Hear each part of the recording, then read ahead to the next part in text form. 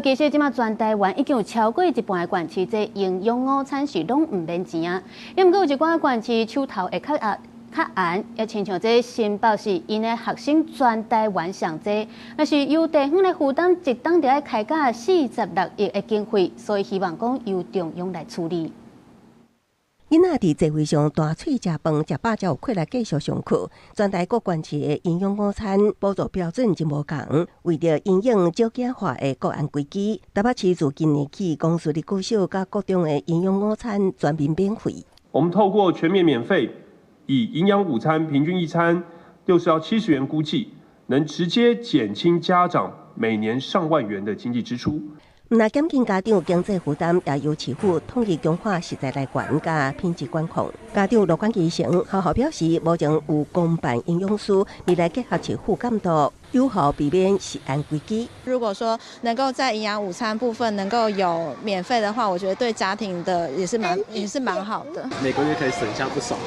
对，老公应该很开心。有差吧？我觉得在处理上应该可以更到位啦，也比较更容易掌握到整个食材上面的源头的部分。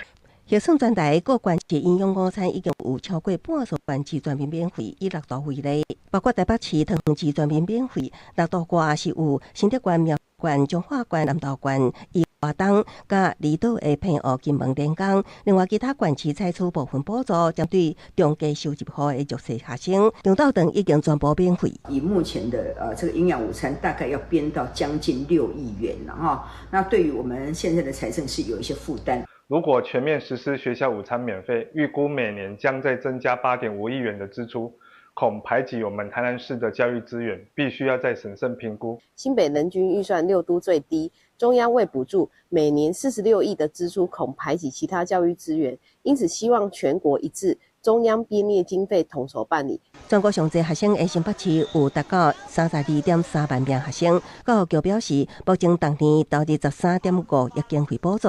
台中市教育局指出，若要推动免费营养午餐，经费大约33亿外，市府会随时检讨精进相关政策。公司新闻采访报道。